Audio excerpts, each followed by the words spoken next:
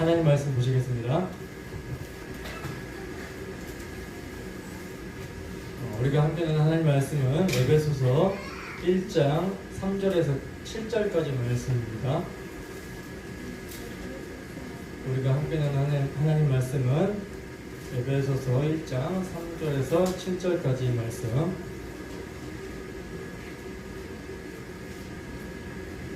다 찾으셨으면 우리 함께 한 목소리로 합독합니다. 시작.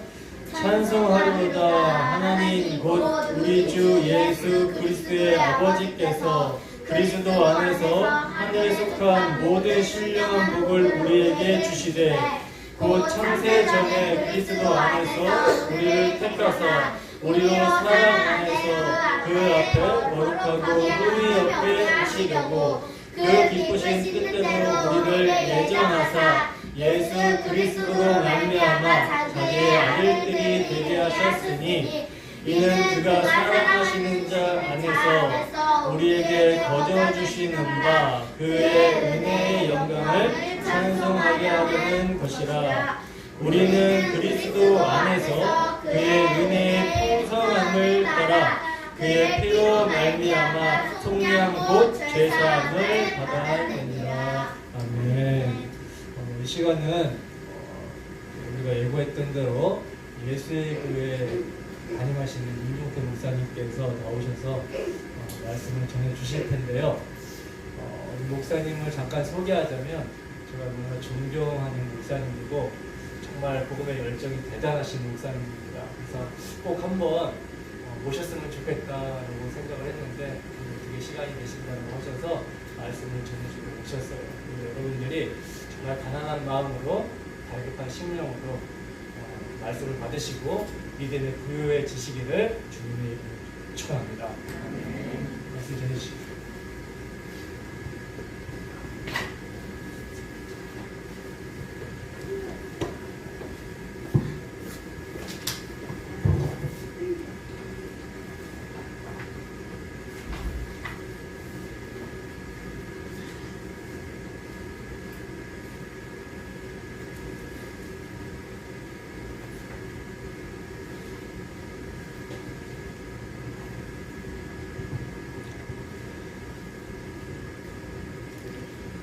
할렐루야, 반갑습니다. 한번 기도하시겠습니다. 하나님, 부족한 종이 귀한 교회로 부름을 받아서 하나님의 말씀을 전합니다. 하나님의 역사하심과 하나님의 계획하심과 하나님의 일하심에 대해서 우리 함께 말씀을 나누고 하나님께서 오늘 이 시대 가운데에서 우리의 10년 가운데에서 어떻게 역사하시고 그 역사하는 가운데에서 우리에게서 무엇을 원하고 계시는지 함께 상고하고자 하오니 지혜 주시고 은혜 주셔서 바르게 깨닫게 하여 주시고 전하는 이나 받는 이나 모두 은혜 받게 하여 주시옵시고 그래서 주 예수 그리스도의 이름을 붙들고 새로운 결단이 일어나는 복된 시간 되게 하여 주시옵소서. 예수 그리스도의 이름으로 기도합니다. 아멘. 할렐루야. 네. 우리 귀한 디아스포라 교회에 초대해 주셔서 함께 예배할 수 있게 되어서 너무나 반갑고 감사합니다. 그리고 복음으로 여러분들과 함께 교제 나눌 수 있게 되어서 너무나 반갑고 감사한 마음입니다. 소개해 주신 대로 너무 과찬을 해 주셨는데요. 저는 예수의 교회라는 이름으로 파주에서 지금 귀한 지체들하고 개척교회를 섬기고 있는 임종태 목사라고 합니다. 제가 저희 교회 지체들에게 성도들에게 여기 계시는 우리 김사명 목사님하고 그 다음에 디아스포라 교회를 소개해야 될 일이 있었어요. 그때 제가 우리 디아스포라 교회를 소개하면서 제가 뭐라고 소개했냐 하면 오직 복음만 전하는 교회다. 인천 지역에 다른 거 없이 오직 복음만 전하는 교회가 하나 있다. 이렇게 소개했었습니다. 이것은 저에게도 굉장히 영광스러운 일인데요. 왜 그러냐 하면 적당히 꾸밀 말이 없어서 소개할 말이 없어서 형식적으로 그런 이야기를 했던 것이 전혀 아니고요. 있는 그대로 교회로서의 최고의 강점이자 최고의 자부심을 지닌 교회라고 밝히 소개할 수 있는 것. 복음만 전하는 교회, 복음으로 충만한 교회.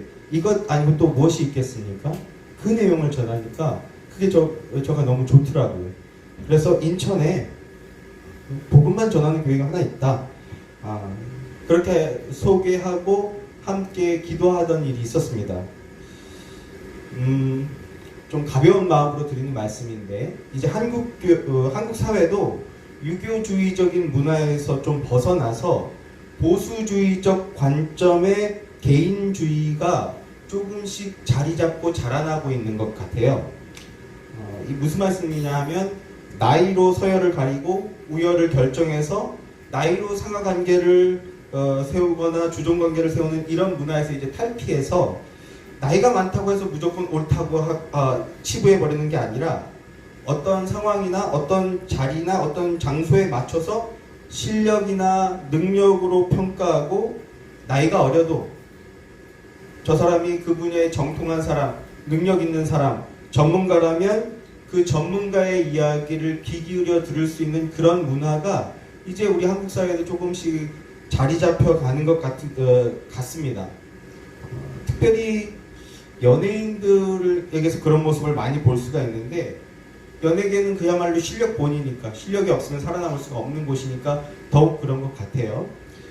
그래서 우스갯소리로 나보다 인기가 많으면 형이다, 또 나보다 능력이 많으면 선배다, 이렇게 농담 같은 진담의 이야기들을 하면서 서로를 리스펙하는 그런 모습들을 많이 보게 됩니다. 제가 왜 이런 말씀을 드리냐 하면, 여러분께서 지금 저를 어떻게 보실지는 모르겠지만 제가 여기 김서명 목사님보다 한 6, 7살 위에거든요. 더 많이 차이나 보이나요? 네. 그런데 제가 이분을 만나면 만날수록, 그리고 교제하면 교제할수록 이분은 진짜 복음밖에 관심이 없구나. 복음밖에 관심이 없구나.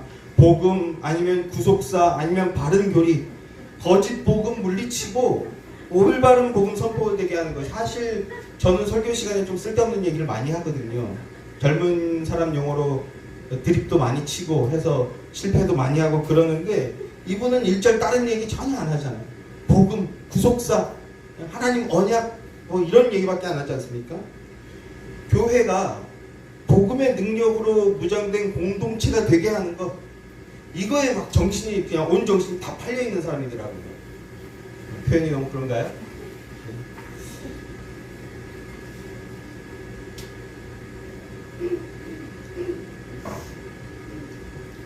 고지식하다고 할 정도로 복음에만 붙들려 있는 그런 모습을 보면서 제가 속으로 앞서 말씀드린 어떤 개인주의적 사고에 입각해서, 야, 이 사람 형 같다. 복음만, 목사가 복음 말고 또 뭐가 있겠습니까? 복음 하는 걸 보면서, 야, 나보다 형 같다, 이런 생각을 한 적이 한 번 있었어요. 제가 속으로 그렇게 혼자 생각했던 적이 한 번 있었습니다. 진짜 말 그대로 고지식하다고 할 정도로 오직 복음에만 거의 모든 목숨을 거는 모습을 보는 게, 같은 목사로서도 저는 너무 좋고 너무 반갑고 너무 감사하고 그렇습니다. 로마서 16장에 보면 사도 바울이 선한 데는 지혜롭고 악한 데는 미련하라, 이렇게 말씀했는데, 김서명 목사님에게서 그런 모습을 봅니다. 선한 하나님의 말씀을 붙잡기 위해서라면 끊임없이 지혜를 구하고, 전국 어디든지 찾아가서 물을 마음과 자세가 되어 있고요. 그게 온전한 하나님의 복음이고 가장 올바른 해석이라 그러면 묻고 구하고 또 듣고, 그런 모습이 있더라고요. 그리고 악한 것, 비진리에 대해서는 그것이 아무리 보암직하고 먹음직하게 보인다고 해도 미련하다 할 정도로 거부하고 물리치려는 모습, 이것이 우리가 하나님께 드릴 영광이고 교회가 내어놓을 수 있는 최고의 자랑스러운 모습인 것이겠죠. 오늘날 그리스도의 교회 안에 교훈의 풍조가 만연한 이런 세대 속에서 무슨 프로그램이니 아니면 교제 모임이니 아니면은 인원을 늘리기 위한 어떤 제자 훈련이니, 그죠? 교회 자체의 몸집을 불리기 위한 그런 프로그램들, 그런 인간적인 모습들, 개척교회 하면서 어떻게 그런 거에 마음이 잠깐이라도 안 이렇게 흘려지겠습니까? 그러나 미련할 정도로 그런 것들을 물리쳐내고 성공을 위한 성공이 아니라 몸집 불리기 위한 그런 것이 아니라 오직 참된 복음을 찾고 구하는 그것이 교회의 영광이고 교회의 자랑인 것이죠. 담당하고 있는 목사가 그러하다면 그 교회의 모습이 그러한 것이라고 저는 생각합니다. 우리 김사명 목사님은 혼자 미련할 정도로 그 복음을 붙잡고 있는 것이 아니라 기본이 1시간 설교잖아요. 디아스포라 교회는. 저도 예전에 1시간 하다가 성도들한테 욕 많이 먹었는데 제발 좀 이런 얘기 고개를 살살 흔드시기 바랍니다. 그런데 1시간 동안 내내 복음만 전하는데 그게 성도가 받아들이지 않으면 될 수 없는 것인데 그 말씀을 받는 이들이 있으니 그렇게 힘있게 전할 수 있는 것 아니겠습니까? 그 말은 곧 디아스포라 교회는 복음으로만 온전한 교회라 이렇게 생각해도 틀리지 않다고 생각하는데 아멘이신가요? 네. 아멘 해주셔서 아멘입니다. 전공법이라고 할 수 있죠. 전공법. 오직 복음으로써 하나님 말씀, 하나님 찬양, 기도, 예배로 그리스도의 몸인 교회를 이렇게 세우고자 하는 것. 그것이 제3자인 제가 보는 디아스포라 교회의 모습이라는 것을 말씀을 드리려고 하는 것입니다.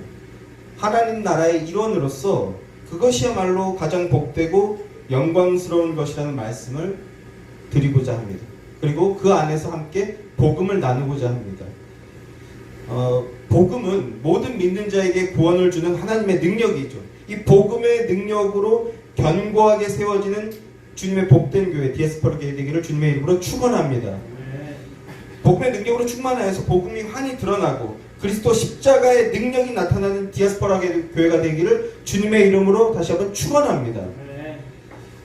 그래서 오늘 저는요 여러분과 이 귀한 만남의 자리에 하나님의 일하심, 하나님의 예정에 대해서 여러분과 말씀을 나누고자 합니다.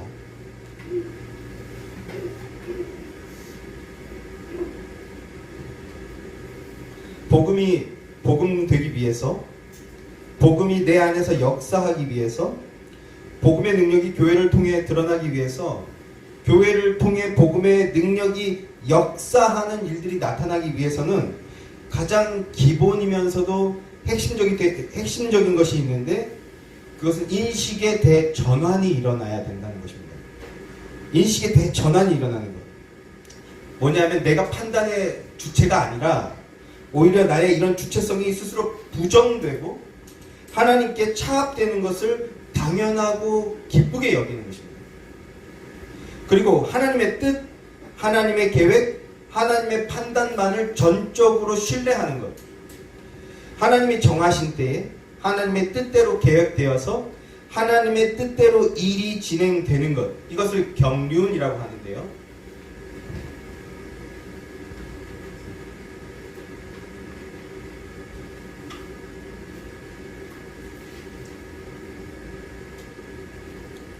그 경륜대로 되는 그것이 가장 옳다고 여기는 것.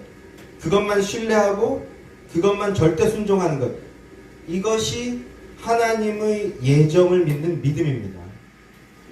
그래서 예정을 믿는 믿음이란 그리스도의 장성한 분량이 충만한 데까지 이르는 믿음, 즉 성숙한 믿음이라고 할 수 있는데 이게 가장 기본이 되면서도 동시에 젖먹이 신앙, 어린아이 신앙으로는 받아들이기가 가장 어려운 내용이기도 합니다.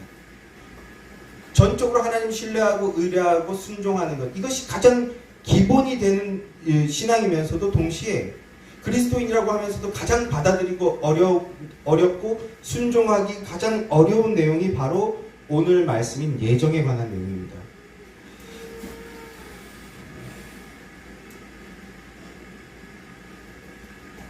그러면 예정이란 무엇인가?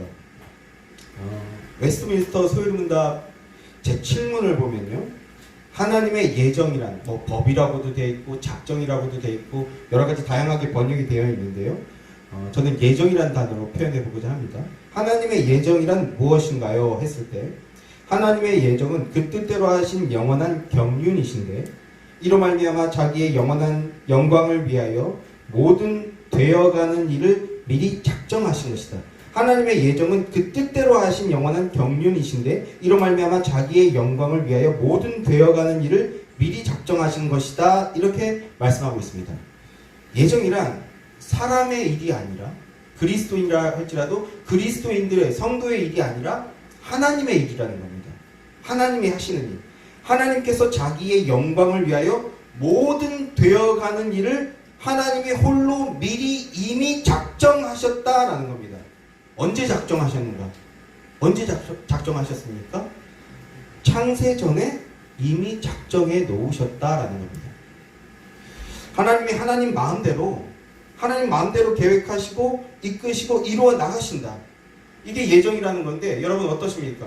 하나님이 하나님 마음대로 이미 다 계획하시고 이미 다 결정 지어 놓으시고 하나님 마음대로 진행하신다. 이 말씀을 들었을 때 여러분은 아멘 할렐루야 이렇게 은혜롭게 들리시나요? 아니면 겉으로는 할렐루야인 듯한데 속으로는 좀 불편하게 들리시나요? 어떠십니까? 전자이십니까? 후자이십니까?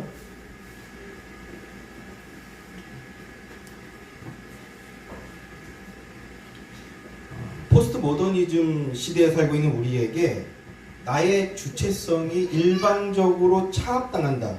너에게는 선택의 기회가 없어. 이미 다 결정 나 있어. 너에게는 선택의 기회가 없다라는 말처럼 호전적으로 들리는 말이 없을 것입니다. 성경 인물 중에 하나님의 예정이 있음을 알고 심지어 그 예정은요 자신한테 이로운 것이었어요.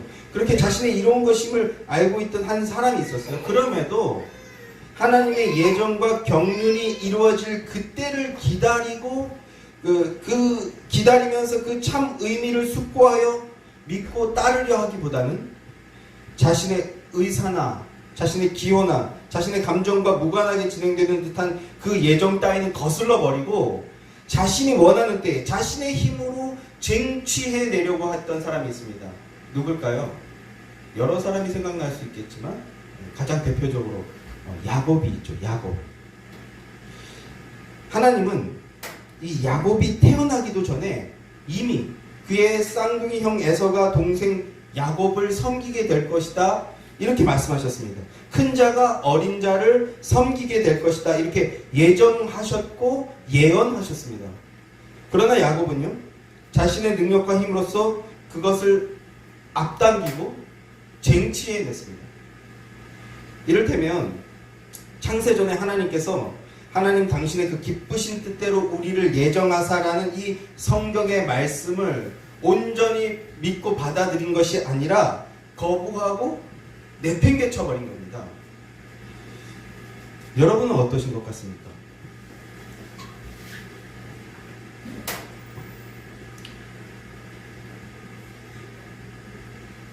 야곱의 인생의 결론 우리가 이미 다 잘 알고 있는 내용이죠.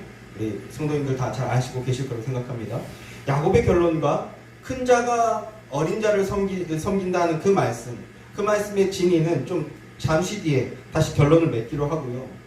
예정이란 무엇인가 이것을 먼저 정리를 좀 해야 될 것 같습니다. 예정이라는 게 뭔가?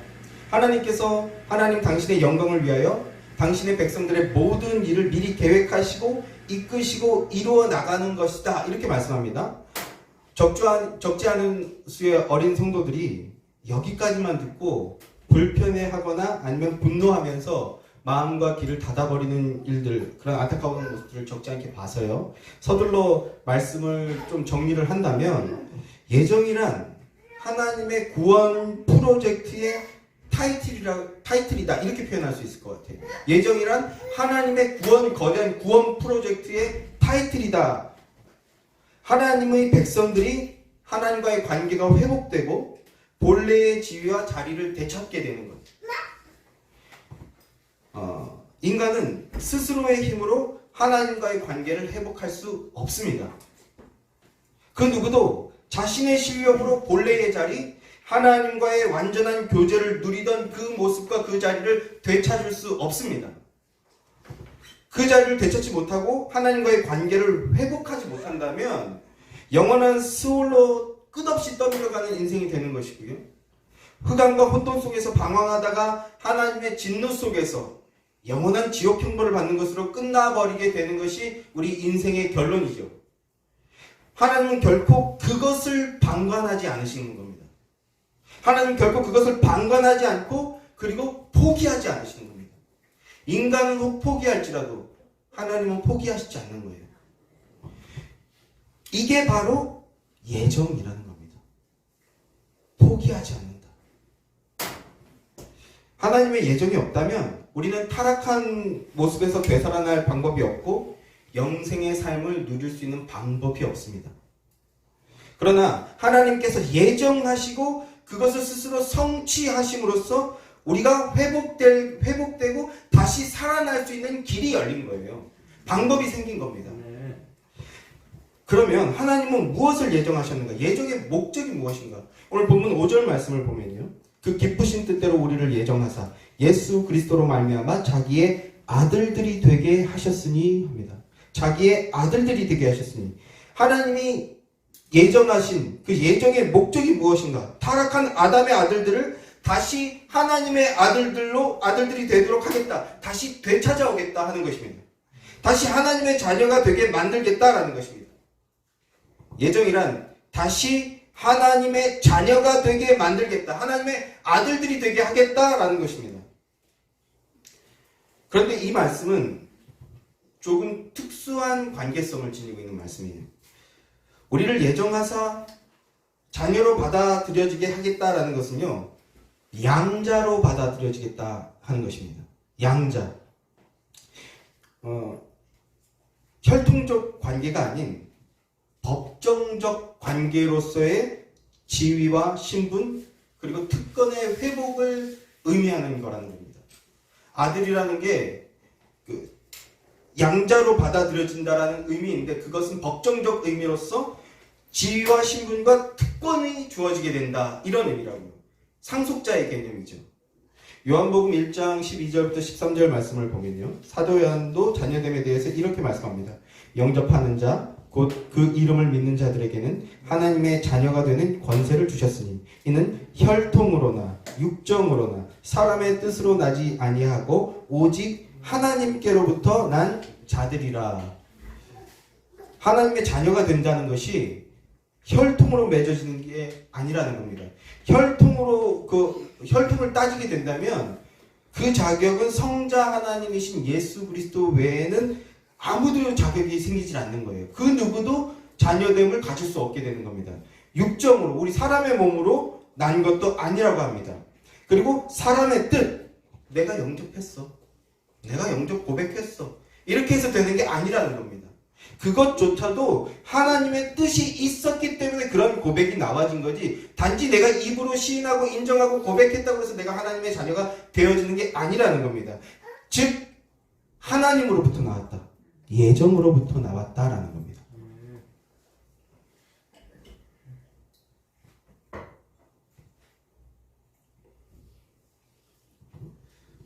사도 바울은 우리를 하나님의 아들들, 자녀로 만들 것이다 라는 것을 육신적, 혈통적 관계를 의미하는 게 아니라 법정적 효력을 가지는 관계를 의미하는 것이다 라는 말씀을 하고 있습니다.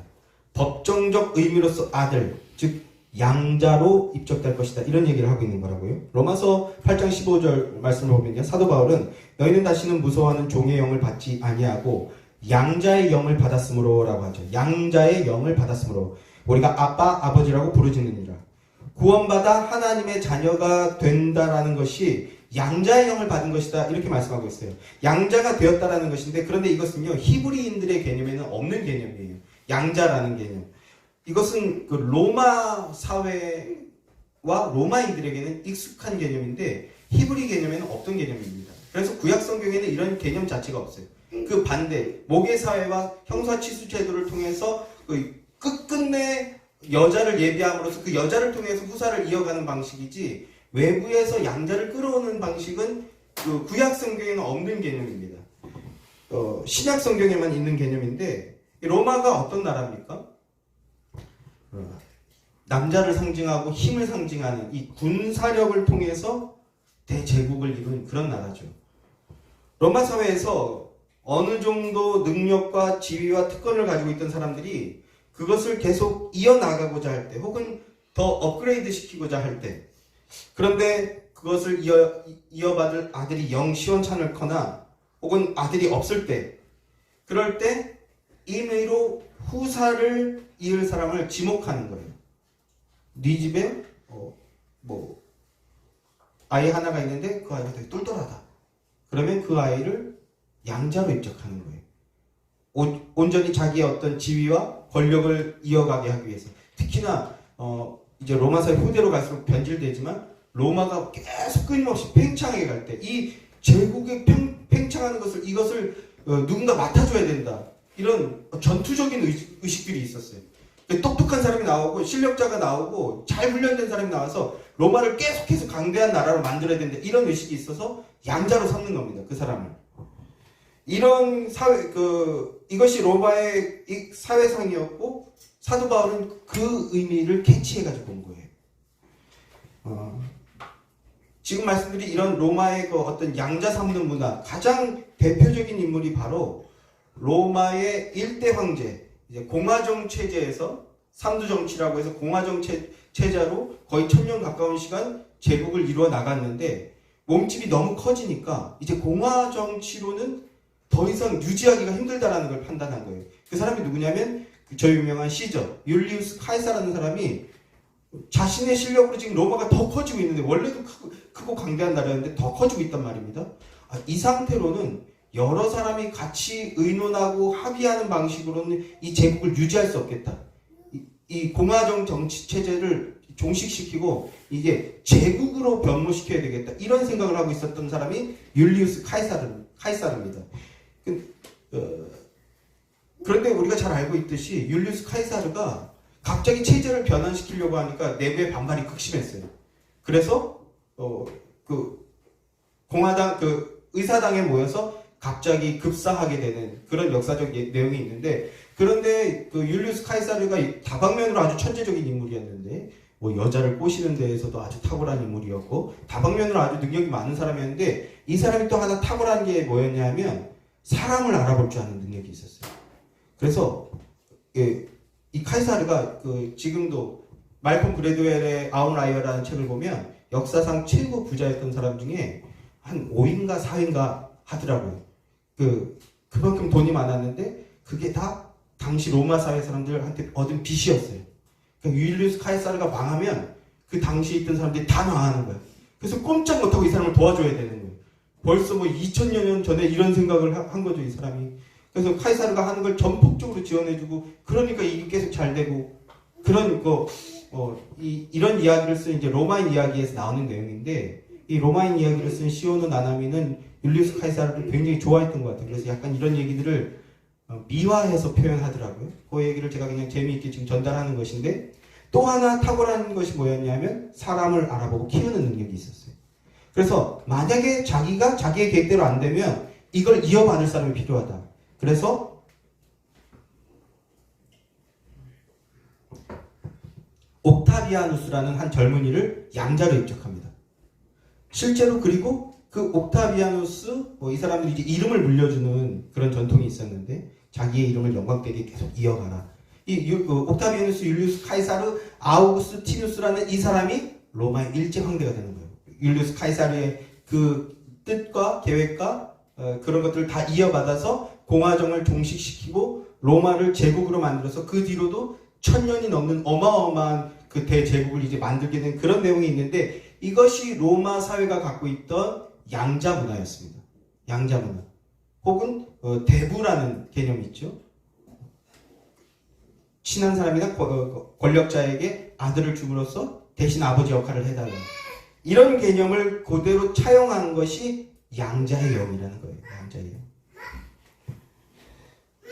사도 바울이 로마 사회에 있던 이 내용을 가지고 와서 표현한 것인데, 그런데 하나님의 의도가 무엇이었는지 아주 잘 드러내고 있는 겁니다. 우리의 구원, 우리의 거듭남은 하나님의 자녀가 되는 것인데, 단순히 관계적 차원에서의 회복만이 아니라 온 우주를 창조하시고 다스리시는 하나님의 그 지위와 권능을 이어받는 존재로서 그 하나님의 권능과 영광을 대신 계속해서 이어가야 할 사명이 있다는 거예요. 그런 차원에서의 양자의 영이 우리에게 들어왔다는 겁니다. 그런 차원에서 우리가 양자가 되었다. 하나님의 아들들이 되었다라는 것입니다. 어떤 의미인지 이해가 되시죠? 온 우주 만물의 주인이시오 왕이신 하나님의 그 명예와 영광을 지키고 보존하고 선포하고 밝히 드러내야 할 사명이 하나님의 아들들, 성도, 그리스도인에게 있다는 겁니다. 그저 나 하나만 잘 먹고 잘 살고 내 예수 믿으니까 나 이제 어려움 없을 거고 들어가도 복을 받고 나가도 복을 받고 이렇게 아멘이 계속 터져 나오지 않습니까? 나는 이제 예수 믿으니까 나는 세상에 별 문제 없을 거고 어려움 없을 거다 이런 게 아니라 나는 세상 사람들은 안 하는 예배하니까 나는 좀 더 많이 힐링받고 위로받고 이런 게 아니라 예수 믿는다고 하면서 그리고 내 마음대로 내 뜻대로 살아가는 그런 정도의 것이 아니다라는 겁니다. 예정은 하나님의 아들들이 되게 하겠다라는 것인데 단순히 그냥 관계로서 아들이 되고 끝나는 것이 아니라 4절 말씀해 보니 우리로 사랑 안에서 그 앞에서 하나님 앞에서 하나님의 기준 앞에서 이런 뜻이죠. 그 앞에 거룩하고 흠이 없게 하시려고 라고 합니다.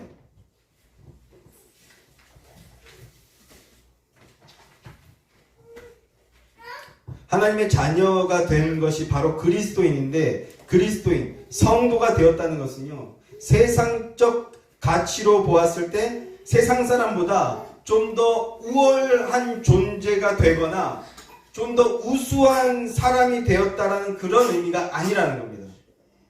그리스도인이 되었다는 건 우월한 존재가 된 것이 아니라 세상 사람들과 다른 존재가 되었다는 겁니다. 전혀 다른 사람이 되었다는 겁니다. 다른 사람이 되었다. 구별되었다는 거죠. 구별되었다가 뭡니까? 거룩이잖아요.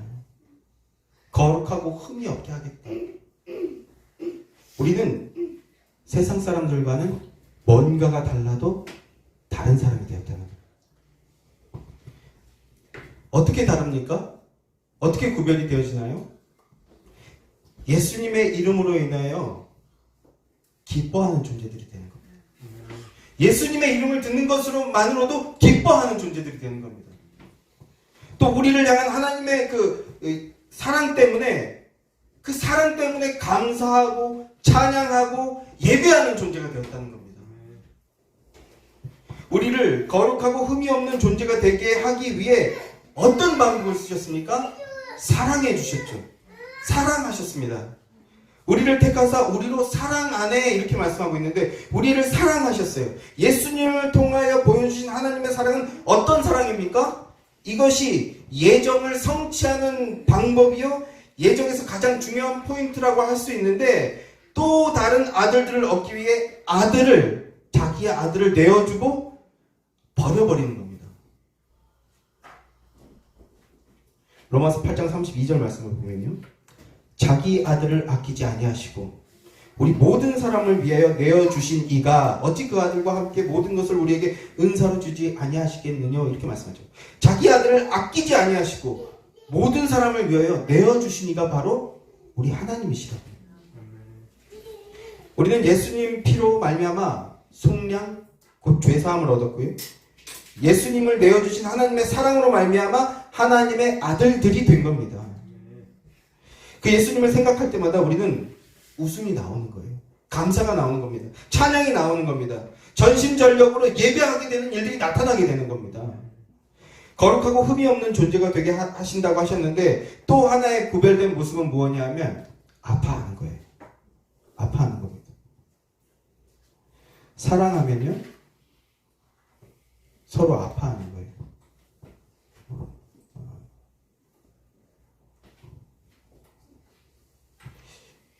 저 개인적으로 이번에 참 좋은 일이 있었는데 그런데 돈 문제가 얽힌 좋은 일이었어요. 돈이 있으면 더 잘 될 수 있는 일이었어요. 그냥 가볍게 한 돈 1,000만 원 정도만 있으면 이 좋은 일이 더 좋은 일이 될 수 있는 그런 일이 있었어요. 자세하게 얘기하면 좀 유치해지는 듯 하여서 요 정도로 이렇게 그 선을 지키면서 말씀을 드리고자 하는데 그렇다고 해서 무슨 투기를 하거나 주식 이런 건 아닙니다. 하여튼 좋은 일이 있었어요. 저희 감사할 일이 있고 우리 아이들한테 좋은 기회가 생겼었는데 그게 돈이 많이 들어가더라고요. 이렇게 얘기를 해야 무슨 얘기인지 좀 정리가 될 듯해서. 근데 그 꼴랑 한 1,000만 원이 없더라고요, 우리가. 그래서 이게 멈춰야 되는구나 라고 생각하는데, 그 일이 부모 되신 분들은 이제 뭐 제가 밝은 표정으로 얘기하지만 어떤 일인지 부모가 되신 분들은 아시죠? 예, 속이 상하더라고요. 그런데 제 처도 속이 상하겠죠? 그래서 서로를 향해서 아무 말도 안 했어요.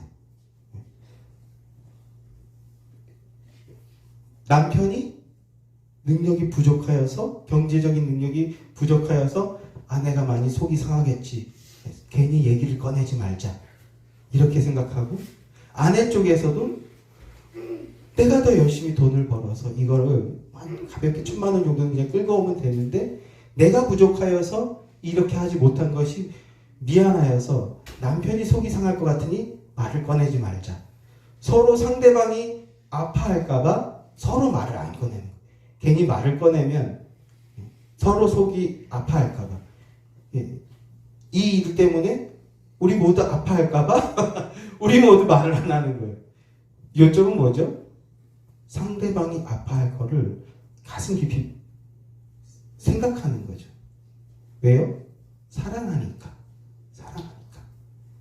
우리 부모님 되신 분들은 공감하시죠?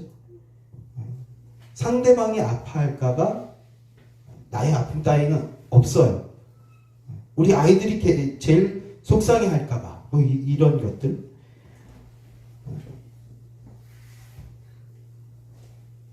제가 원고에 없는 쓸데없는 얘기를 조금 했는데, 세상과는 구별되는 또 하나의 다른 모습이 무엇이냐 하면 아파한다라는 겁니다. 사랑으로 맺어진 관계이기 때문에. 하나님의 자녀요, 그리스도인이란 예수님의 아픔을 공감하는 자들입니다. 예수님의 아픔을 헤아리는 겁니다. 예수님을 통하여서 우리에게 사랑 부어주심으로 아들들 되게 하신 하나님의 그 마음을 공감하는 자들이 하나님의 아들들인 겁니다.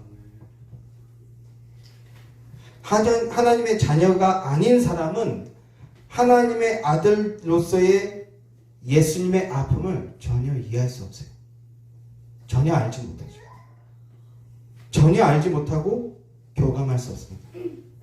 하나님의 자녀가 아닌 사람은 예수님을 통하여 하나님과 연결이 되어 있지 않기 때문에 오로지 자신의 아픔, 자신의 고통에만 집중합니다. 여기에만 예민하게 반응하는 거예요. 나의 아픔, 나의 힘듦, 나의 괴로움, 여기에만 예민하게 반응합니다. 이런 일이 없다라는 게 아니에요. 여기에만 집중하느냐, 예수님의 고통에도 참여하느냐, 같이 아파하느냐, 교감하느냐, 이 차이가 난다는 건데, 이 차이는 세상과 영원한 나라라는 어마어마한 차이라는 거예요.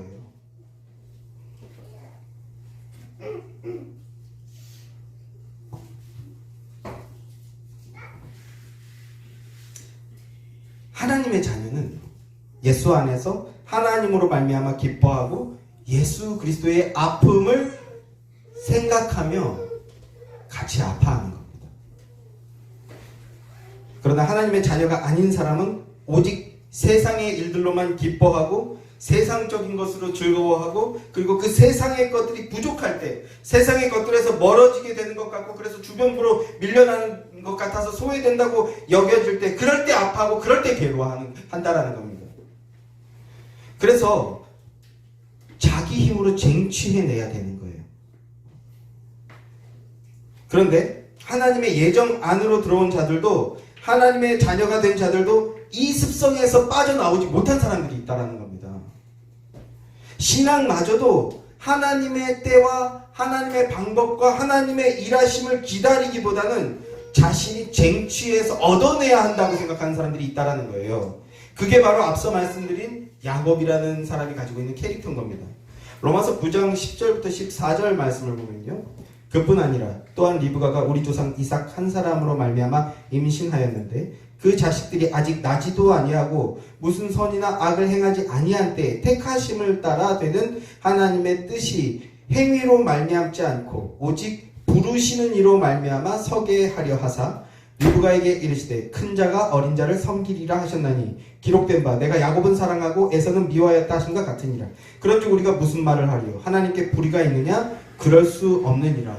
이제 그 쌍둥이 야곱과 에서가 태어나기 전에 이미 리브가를 향해서 하나님께서 그 동생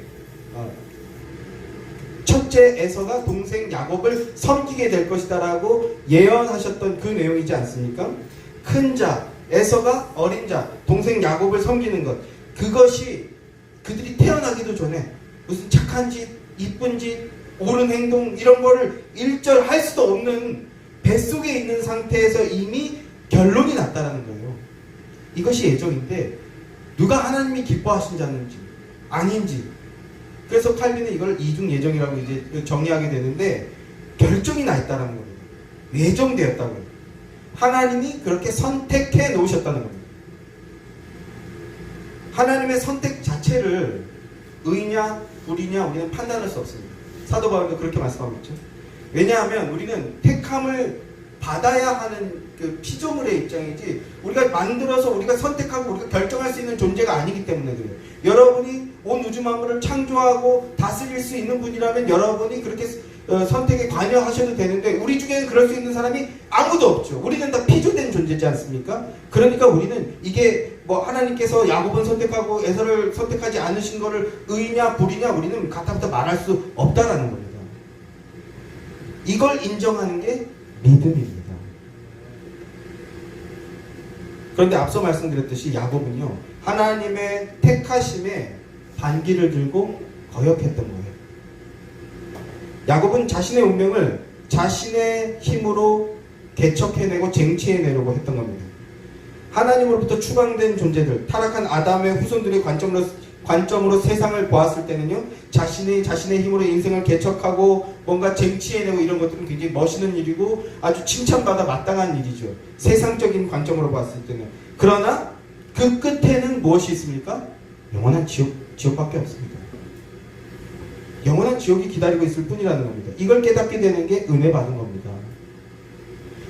야곱의 모습은요 세상적인 모습 그 자체였던 거예요. 그런데 우리가 잘 알고 있듯이 야곱은 그 자신의 힘으로 그것들을 쟁취해냈죠. 얻어냈습니다. 팥죽 한 그릇으로 장자의 권을 얻어냈고요. 그리고 그 장자의 권의 귀책사에는 전적으로 다 에서에게 있죠. 야곱은 그렇게 지혜롭게 욕심을 내서 그걸 얻어냈습니다. 그러나 문제가 뭐예요? 또 어머니 리브가 함께 털 짐승 옷을 입는 것을 통해서 이삭의 그 축복을 다 받아내지 않습니까? 네, 다 얻어냈어요. 이게 근데 문제가 있다는 겁니다. 뭐가 문제입니까? 야곱이 그렇게 하지 않았어도 팥죽 한 그릇으로 막 협상을 벌이고 그 상대방이 가장 심신이 약해져 있는 상태에 상대방의 약점을 통해서 이용한 거잖아요. 그렇게 하지 않아도 아버지의 눈을 속이는 행동을 하지 않아도 가만히 놔뒀으면 야곱의 것이 될 것이었다라는 거예요. 왜요? 하나님이 그렇게 예정해 놓으셨잖아요. 그거 다 네 것이 될 것이다라고 하나님이 예정해 놓으셨는데 그런데 야곱은 자신의 꾀와 자신의 실력으로 그걸 쟁취해냈다라는 겁니다. 자신의 힘으로 쟁취해낸 것. 왜 그랬나?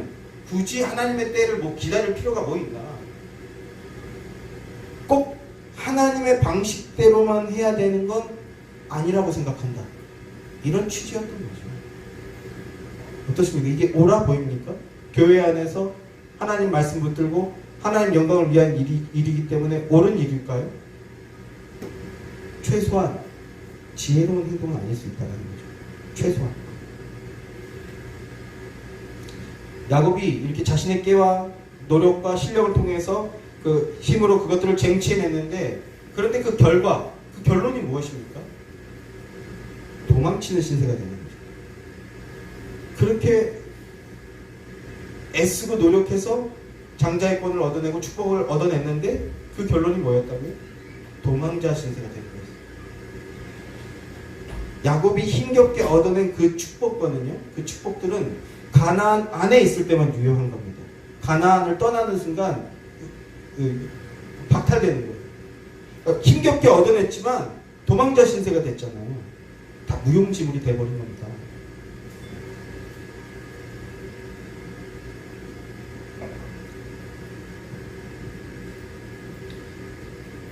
에서가 예정되지 못한 사람, 선택받지 못한 사람을 드러내는 캐릭터였다면 야곱은 구원마저도 자신의 힘과 능력으로 얻어내고 쟁취해내려고 했는데 그래서 이루어낸 것 같았습니다. 그러나 그것은 얻어낸 그 순간 저주라는 것을 폭로하는 캐릭터였어요. 하나님이 주기로 한 것이기 때문에 얻어냈는데 하나님이 아니라 자기의 힘으로 얻어냈잖아요. 얻어내는 그 순간 그것은 저주라는 걸 그걸 드러내는 거였습니다.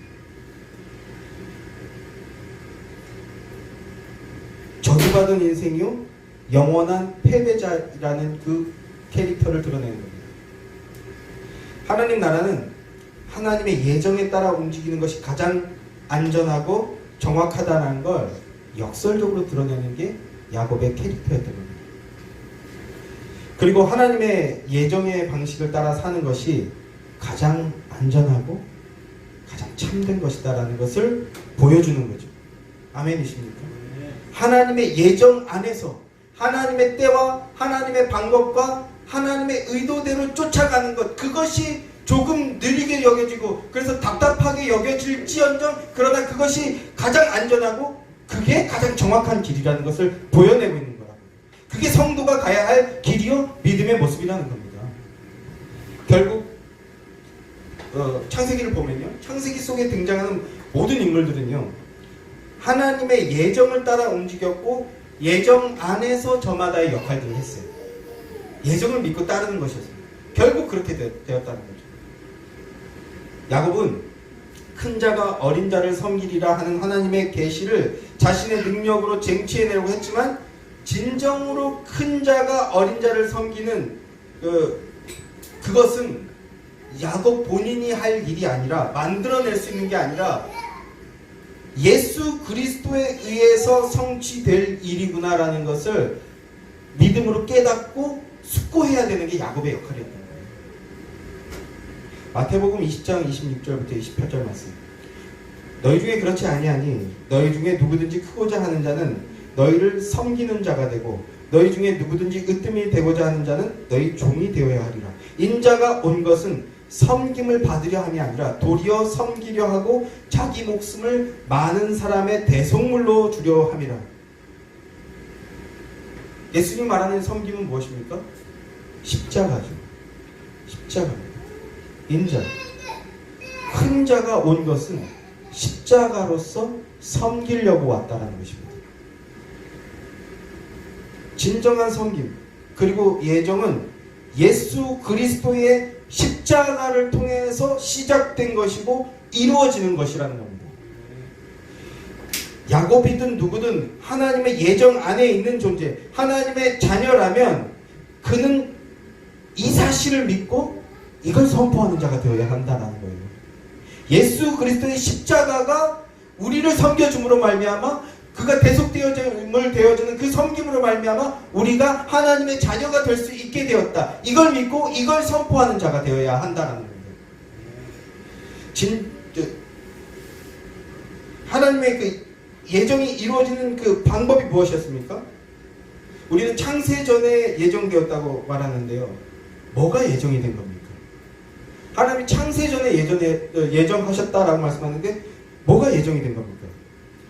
야곱으로서 표현되어지는 철부지 같은 어린 신앙들, 아무리 하나님이라도 감히 나를 제끼고 내 의견을 묵살하고 자기 마음대로 결정을 해?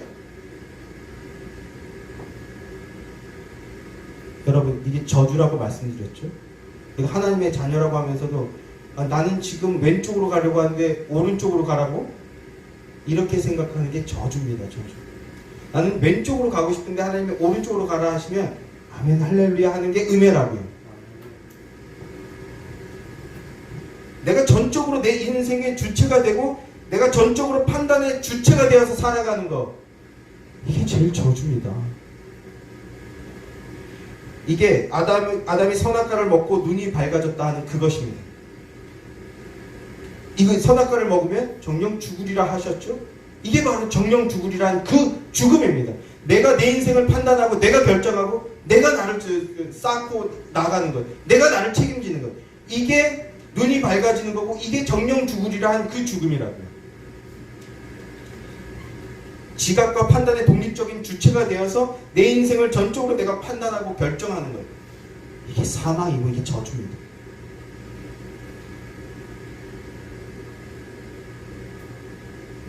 그게 죽음이고 저주이고 그게 이스라엘이 되기 전에 야곱의 모습이었다고요. 가나안으로 돌아가야 되는데 야곱이 이제 우리가 스토리를 잘 알고 계시니까 다 생략해서 야곱이 이제 다시 가나안으로 돌아가야 되는데 자신의 힘으로는요 그 야복강 하나를 건너지를 못하는 거예요. 왜 못 건넙니까? 건너면 형한테 죽을 거잖아요. 죽을지 안 죽을지 모르는데 에서는 그걸 결정을 내릴 수가 없는 거예요. 그래서 밤새도록 거기서 씨름하는데 그 강 하나를 못 건너는 겁니다. 야복강의 조그만 강 하나를 못 건너서 처자식이랑 귀한 재물 다 앞서보내고도 자기 홀로 남아서 전전긍긍하는 겁니다. 이렇게 철부지 같은 생각을 하고 하나님을 거역하는 그런 인생들을 위해서 하나님은 무엇을 하셨는가? 예정을 하셨는데 무엇을 예정하셨습니까? 요한계시록 13장 8절 말씀을 보면요. 죽임을 당한 어린 양의 생명책에 창세 이후로 이름이 기록되지 못하고 이 땅에 사는 자들은 다 그 짐승에게 경배하리라 라고 하는데요. 죽임을 당한 어린 양, 이 말씀이 무슨 뜻인가? 죽임을 당한 어린 양. 이 말을 좀 직역하여 풀어서 설명하면 창세 전에 이미 어린 양이 죽임을 당했다입니다. 이 말은. 죽임을 당한 어린 양을 직역하면 창세 전에 이미 어린 양은 죽임을 당했다. 이런 뜻이에요. 이 세상이 생기기도 전에 천지 만물이 창조되기도 전에 어린 양이 이미 죽임을 당했다는 건데 아직 만들어지지도 않았고 나지도 않는데 어떻게 어린 양이 죽을 수가 있습니까? 어떻게 어린 양이 피를 흘릴 수가 있나요? 하나님의 계획 속에서 이미 예수님의 성육신 하심과 그리고 예수님의 대속의 죽음이 결정되어 있었다라는 거예요. 예수님의 피가 예정되어 있었다는 겁니다. 그 피로 말미암아 우리가 하나님의 아들들이 될 수 있으니까 말입니다. 그게 예정입니다. 여러분 의견 배제되었다고 해서 많이 힘드십니까? 그 피가 예정되었다라는데 아니죠. 하나님의 아들들은 감사 찬양 할렐루야 말고는 나올 수 없는 고백이 없는 것입니다. 하나님이 무엇을 예정하셨는가? 우리를 하나님의 자녀들이 되게 할 것이다 라는 것을 예정하셨다라는 겁니다. 그게 예정입니다.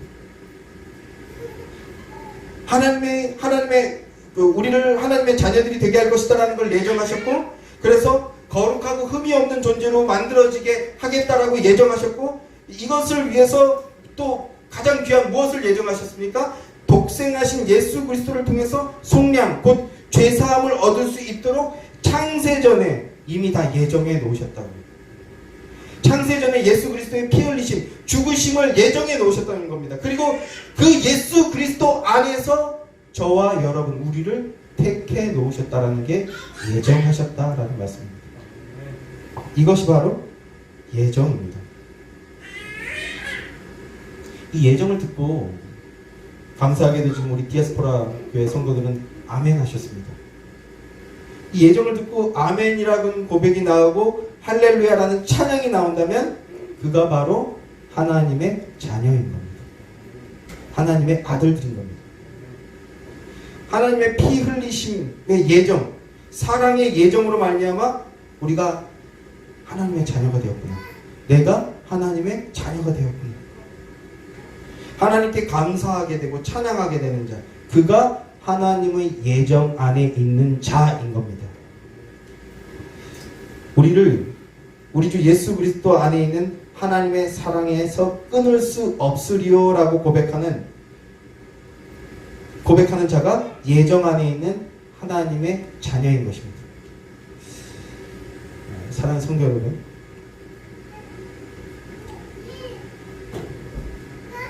여러분이 바로 이 하나님의 예정 안에 있는 자, 하나님의 자녀들이시기를 주님의 이름으로 축원합니다. 예정 안에 있는 하나님의 자녀는 자기 자신보다 대속물이 되어서 섬겨주신 예수 그리스도를 더 크고 소중하게 여기게 되는 겁니다. 예수님께서 자진하고 대신하여 자기 목숨을 하나님 아버지를 위해 내어놓으신 것처럼 예정 안에 있는 하나님의 자녀는 자발적으로 하나님을 위하여 자신을 내어놓는 삶, 믿음의 삶을 살게 되는 겁니다. 전적으로 예배하는 삶을 살게 되는 겁니다. 이웃을 사랑하는 삶을 살게 되는 겁니다. 원수까지도 사랑하는 삶을 살게 되어지는 겁니다. 사랑하는 디아스포라 교회 성도 여러분이 바로 그런 복된 믿음의 사람들이 되시길 주님의 이름으로 축원합니다. 하나님의 예정 안에서 하나님의 그 은혜의 영광을 찬송하는 여러분들이 되십시오.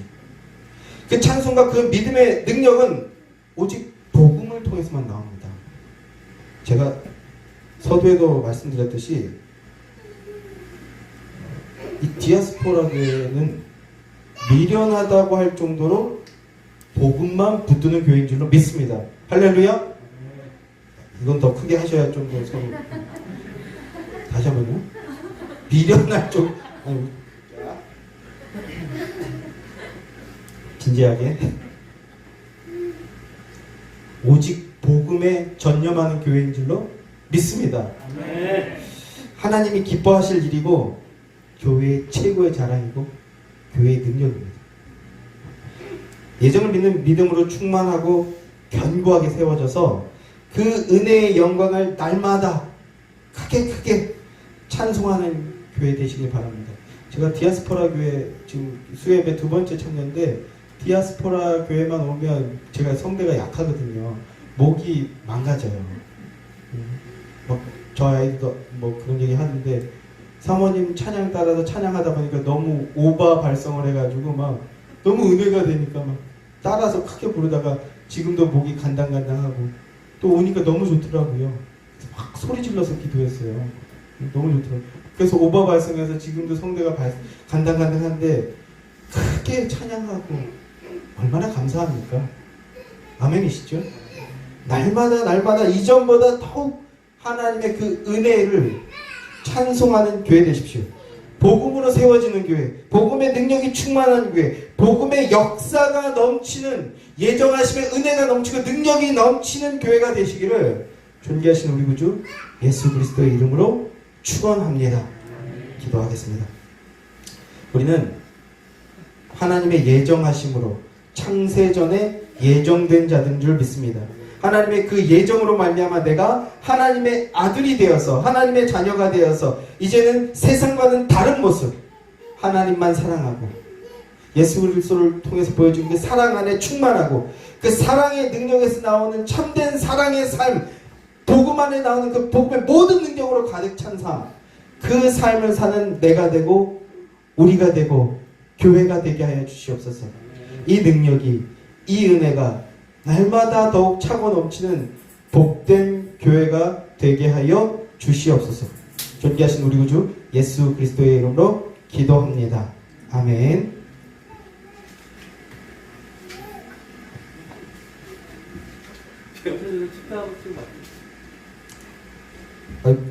이러고 그냥 마치면 되나요? 아, 그래. 조금 당황스럽네요. 예배 봄이 달라서. 네. 기도를 축도하고 그러면 마치겠습니다.